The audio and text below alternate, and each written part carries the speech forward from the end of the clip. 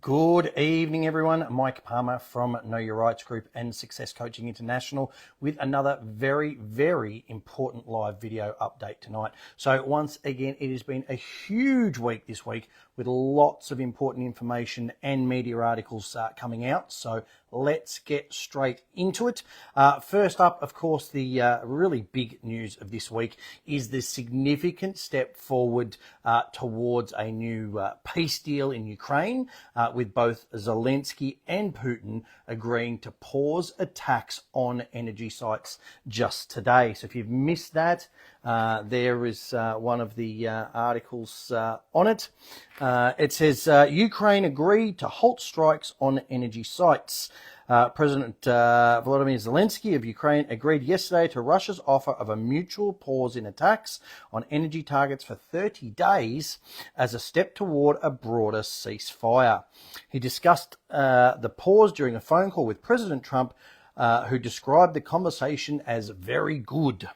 The two leaders spoke a day after Trump's conversation with Vladimir Putin, Russia's leader. It was the first time Trump and Zelensky had spoken since their disastrous Oval Office meeting last month.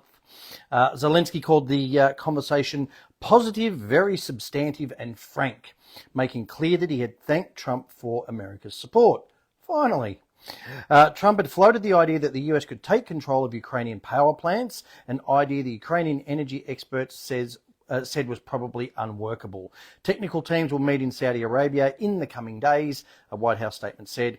They'll discuss broadening the pause to cover activity in the Black Sea on the way to a full ceasefire. So, I mean, this is a huge step, obviously a very, very positive step.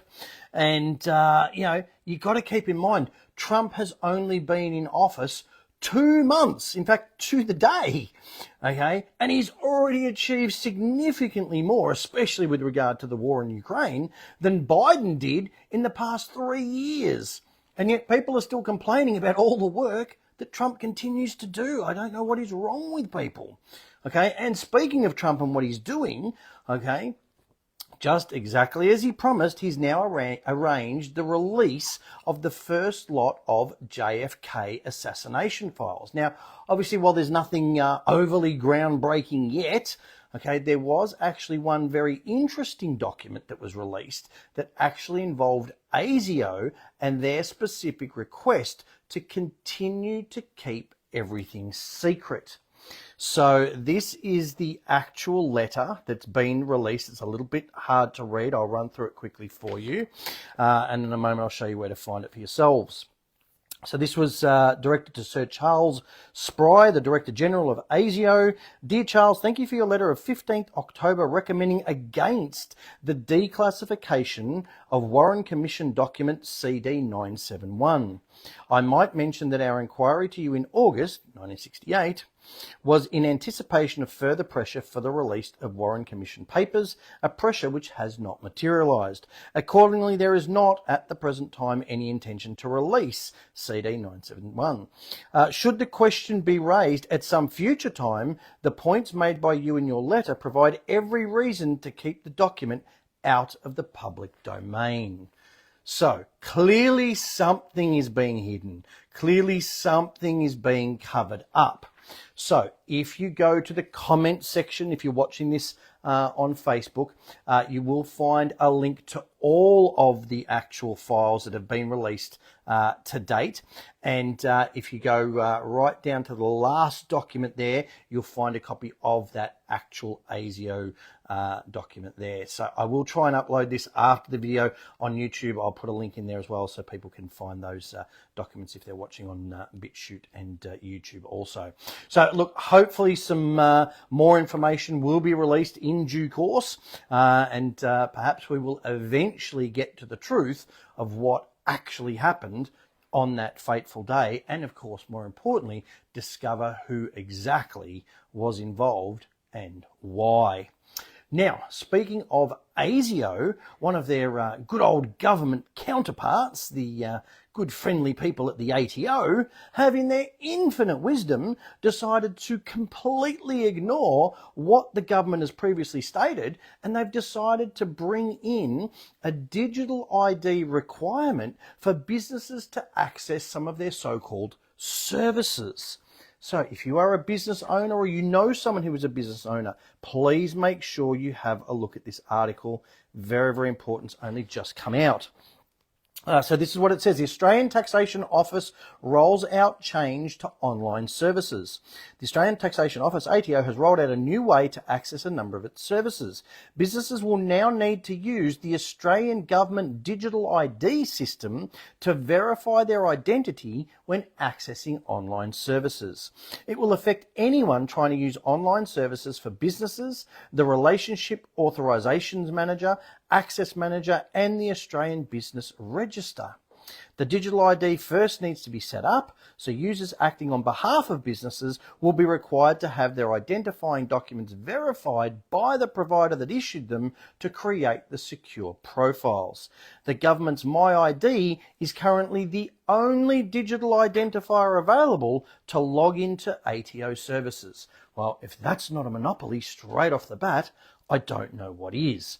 But of course, they've got bigger issues. We actually covered this very point on Tuesday night's radio show. So if you missed the live show, please make sure you listen to the podcast that has been uploaded now for everyone to access, because we explained why digital ID, okay, is right now and must always be voluntary. It cannot be changed, okay? And why any entity that requires the use of a digital ID to access any of their services must also provide an alternative way to access those services. No one can force someone, okay, to either sign up for or use a digital ID of any kind.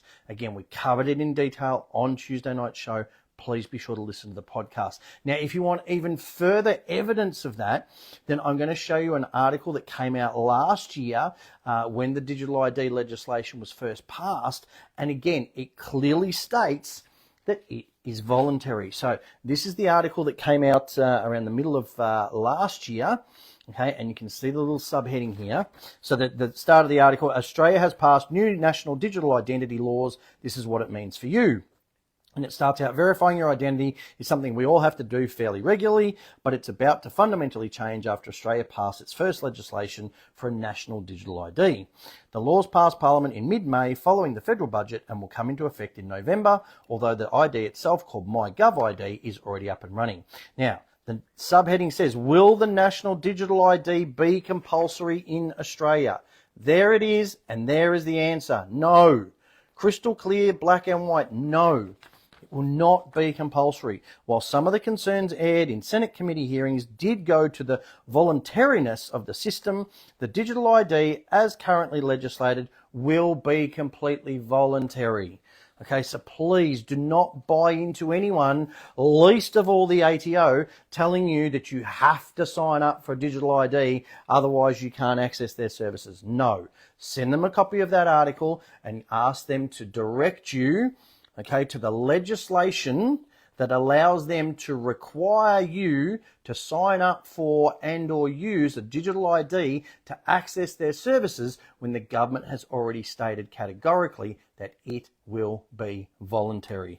Okay, do not let them push you around. Keep in mind there are still 700,000 odd directors here in Australia that have refused to sign up for the director ID. When that many people just stand up and say no, they cannot do anything. If all the businesses just simply refuse to sign up for the digital ID, they'll be stuck. They'll have to backtrack.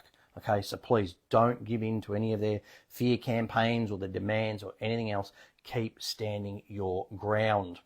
And speaking of requirements that they can't legally force on people, you want to check out the insane requirement that Macquarie University is now trying to force on their law students. Now, this is nuts. Okay, if you haven't seen this article, I urge you to go and read it, and you'll just be left shaking your head. So it is entitled, How Law Students at one of Australia's biggest universities could fail their exam if they don't perform a good enough welcome to country. even though it has nothing to do with their course. Okay, there it is in black and white. You can't make this stuff up, people. It gets worse. Law students at a top Sydney university could fail an exam if they don't begin it with a heartfelt welcome to country. The requirement is part of Macquarie University's Law Reform Campaign oral exam, which counts for 30% of the final mark in the course Age and the Law. I'm not quite sure what a welcome to country has to do either with anyone's age or the law, especially since Australia clearly voted no, something that the politicians and the rest of the woke society seem to conveniently continue to forget. The exam rules said a student would fail if they didn't present an acknowledgement or welcome to country, or did so in a way that was inappropriate or did not comply with the instructions, the Australian reported.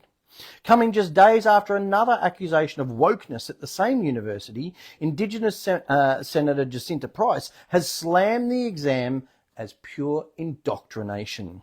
Senator Price said mandating that students participate in what is arguably a reinvention of culture in order to attain a tertiary qualification is an indictment on our education system. The NT Senator added that it showed universities were more interested in indoctrination than genuine education. Clearly. The fact that it is being imposed upon university students in their education institutions, especially when it's being implanted into courses that don't actually have anything to do with Indigenous culture or history or anything like that, it's pure indoctrination. It's not education. Indigenous businessman Warren Mundine also said what Macquarie University is doing was indoctrination. Mr Mundine, who's one of the leaders of the No campaign in the failed Indigenous Voice to Parliament referendum, said he was flabbergasted and that the exam was pure indoctrination by a group of fanaticists. He said it was a dangerous step. What has it got to do with the actual course? Senator Price added that Australians are fed up with being made to feel like they are guests in their own country and blamed the federal Labor government. The Albanese government has allowed activist behaviour like this to take root in our schools and tertiary institutions, and it is absolute madness. So straight off the bat, if you want to know what university not to send your children to, that clearly has to be top of the list. Now, here's my issue though, okay? If this was happening in any other subject, I would just straight away urge those students to stand their ground and just, say no to this insanity. But given what I know and with all my experience with the legal profession, okay, I know how they love to indoctrinate people from the outset, okay, and get them to act as representatives of the injustice system or the injustice system, okay?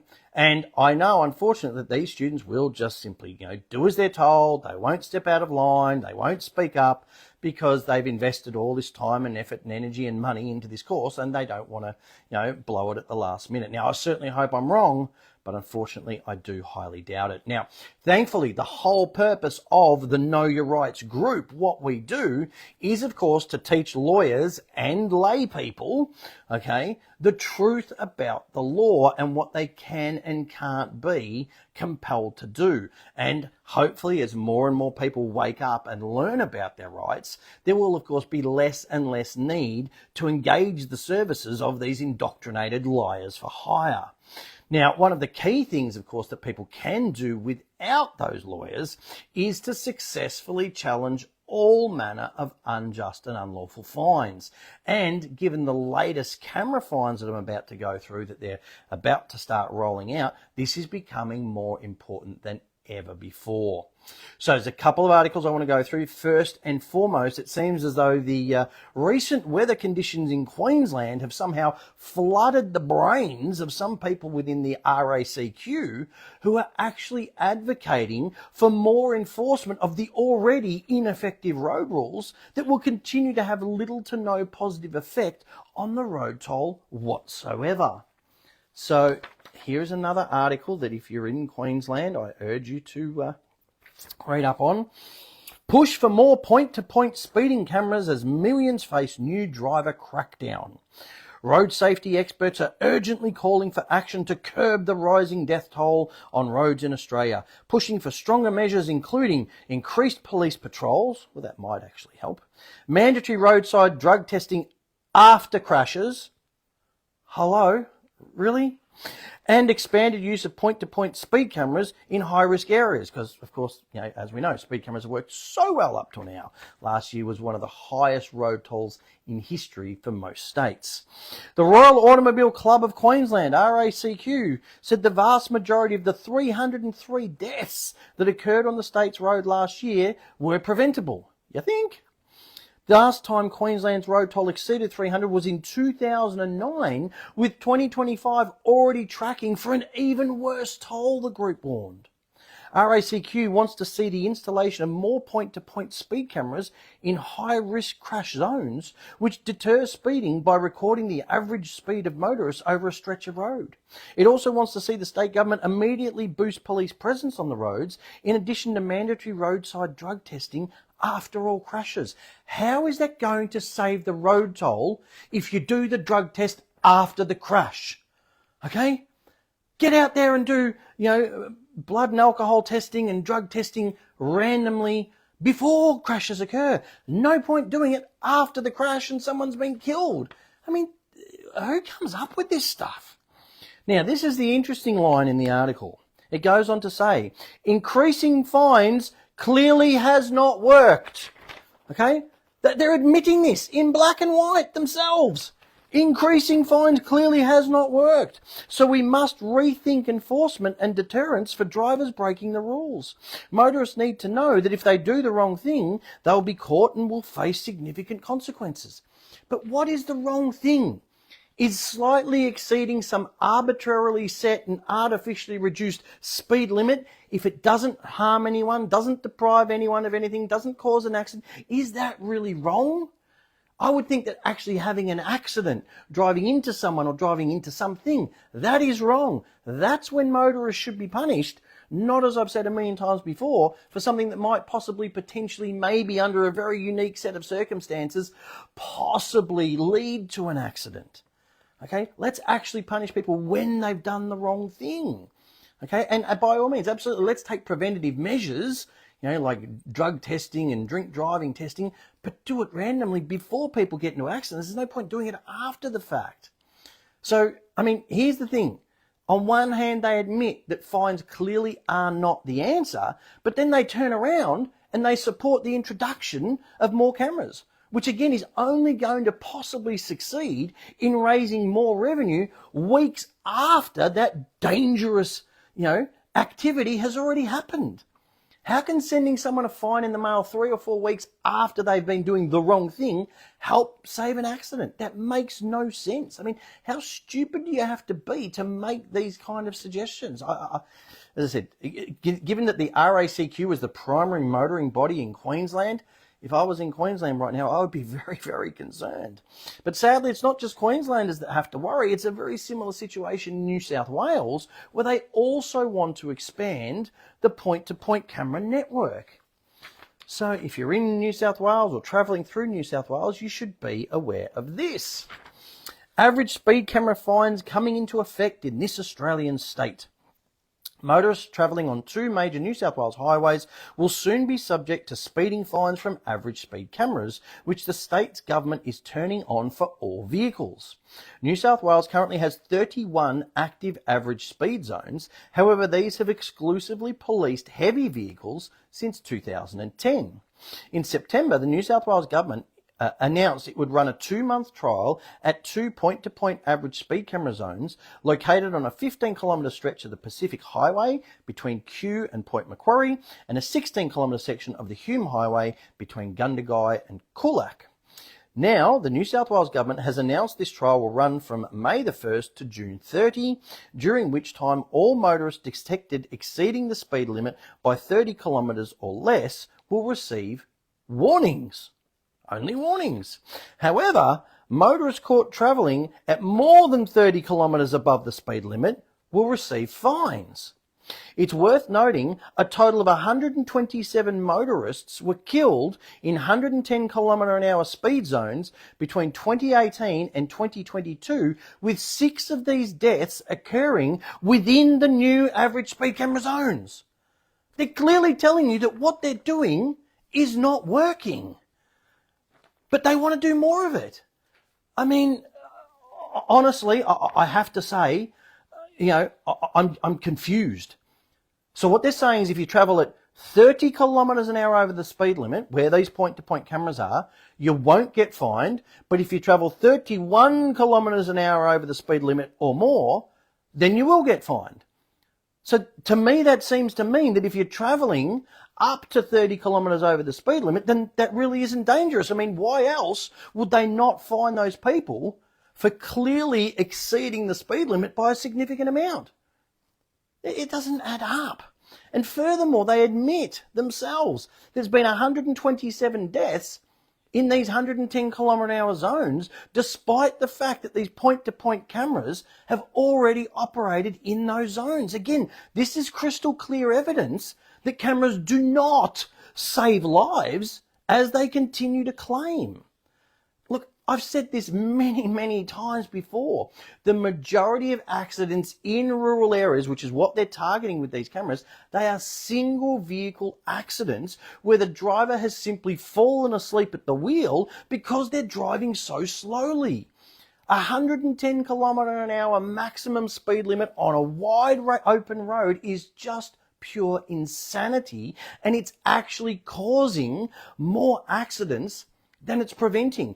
Any one of you watching this who's ever gone and driven on the autobahns in Europe will know firsthand. Okay, cars over there travel at 150, 200, even 250 kilometers an hour all day, every day, with very few accidents.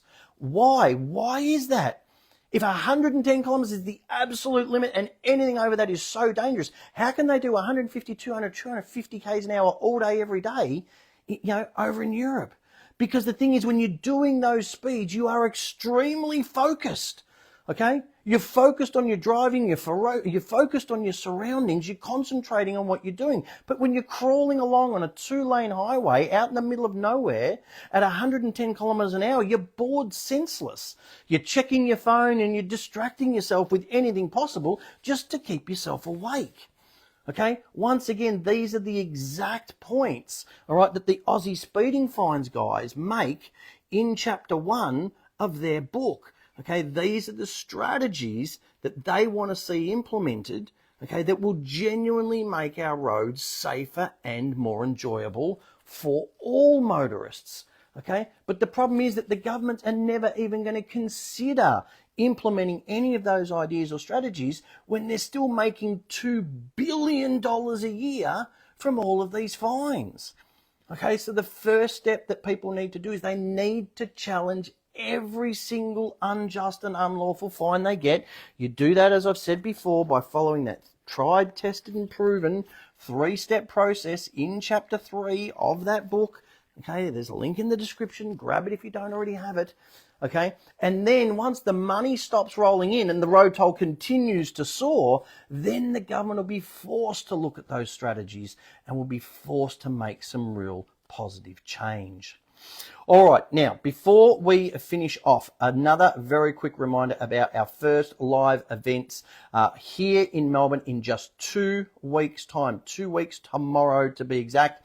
4th, 5th and 6th of April. Now, in case anyone missed our special announcement on Tuesday night's radio show, these will unfortunately be our last standard live events moving forwards.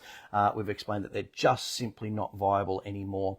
But what we want to do this time around is we want to make sure 100% that anyone who's ever wanted to come and see us live in person and learn all of the incredible information that we share at these live events is able to do so. So we have introduced 2 very special opportunities. So first is our completely unprecedented 2-for-1 ticket offer. Okay, so we're letting people, if you want to bring a partner, family member, even a friend or co-worker, anyone that you know who wants to or needs to learn all the information that we teach, you only need to buy 1 ticket and 2 of you can come along.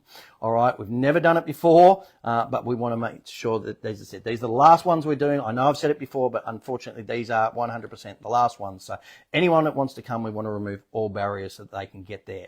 Now, we also understand that a lot of people are genuinely really struggling financially at the moment. So rather than tying up your money for the next 2 weeks, we are allowing people to pay just a $100 deposit. That way you secure your seat, you lock it in, you know you're going to be attending the event, no one else can take your seat, okay, and then you can just pay the balance at the actual event, okay. Now that will also apply for anyone that wants to attend our Queensland events on the Gold Coast in July. So if you don't want to tie your money up for the next 3 months or whatever it is, you can book, you can use that $100 deposit option. You'll find it on the drop down menu, and you can lock that in and then just pay closer to the event. So you'll find all the details on our seminar page, and again you'll find links in the description and in the comment section if you want to do that. And of course, don't forget we have got our brand new first time ever that we're running our live webinar series, and that kicks off on the 4th of May. So that's only 6 weeks away now. So again, there'll be a link going up in the comments, or just go to the seminar page, look for the webinars, and you can see exactly what topics we cover on what days, and you can lock yourself in for whichever ones are of interest. And of course, if you want to lock yourself in for all of them, there's a significant discount as well. All right. So as always, to finish off, I'm going to go through the latest feedback from one of our members, and of course go through the latest memes to get people thinking about what's going on at the moment. So here's the latest email that's been sent through to the Aussie Speeding Fines guys. They seem to be passing these on to me every week now. There's more and more people just implementing this stuff and having fantastic success. So this is from Marcus, who says, "Dear ASF team, we are pleased to inform you that after taking a seatbelt detection camera fine to court in Gosford, the matter was dismissed by the magistrate. We used the argument that if an infraction was made, it was too trivial to impact the safety of the passenger and should therefore be dismissed. Thank you for providing us with advice and guiding us through the process. Regards, Marcus." So, again, everyone says, "Oh, the book doesn't work, the strategies don't work." Well, there it is, in black and white, yet another testimonial showing that 3-step process absolutely works, just as we say it does.